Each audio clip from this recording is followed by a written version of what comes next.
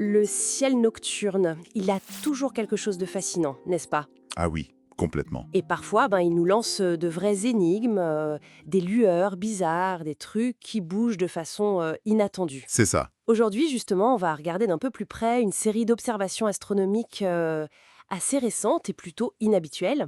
Elles viennent de sources très variées. Mhm. Notre but, ça va être d'explorer ensemble ces témoignages un peu intrigants.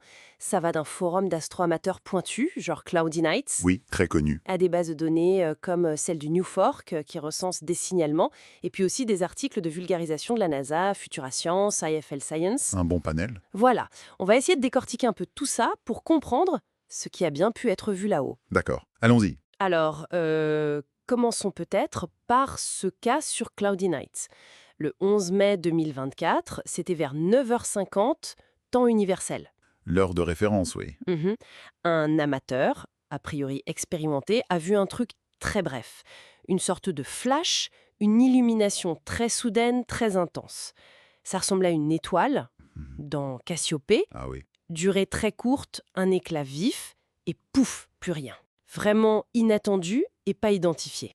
Ce genre d'observation isolée, c'est justement très précieux, en fait. Ah bon? Pourquoi? Parce que les amateurs, ils ont le temps, parfois du matériel très spécifique, ils peuvent choper ces événements très courts, très transitoires. Qui échappe au grand télescope. Exactement. Les programmes automatisés cherchent souvent des choses plus stables ou des changements lents.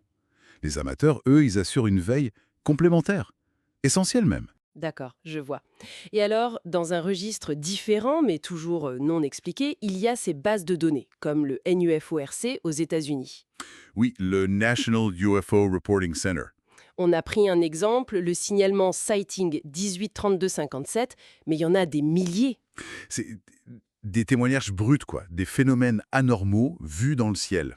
Alors là, l'analyse est très complexe. Souvent, il manque des données techniques, des témoins multiples.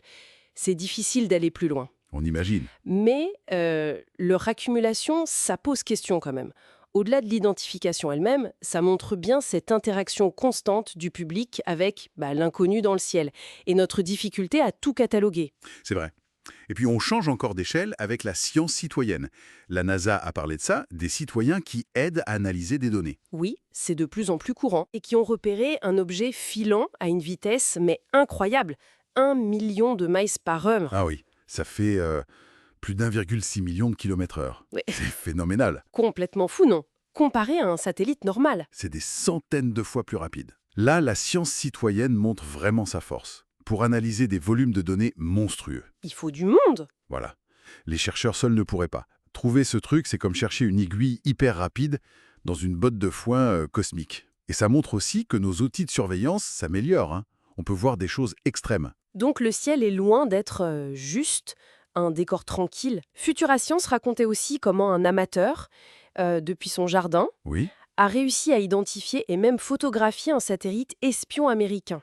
Un truc fait pour être discret. ça alors, c'est fort. Et le même site parlait aussi d'une grosse boule de feu au-dessus de l'Australie.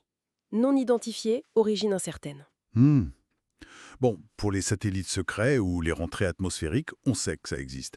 Mais ce qui est fascinant ici, c'est... La capacité des amateurs, Oui. avec des moyens parfois modestes, ils arrivent à détecter des objets conçus pour être invisibles.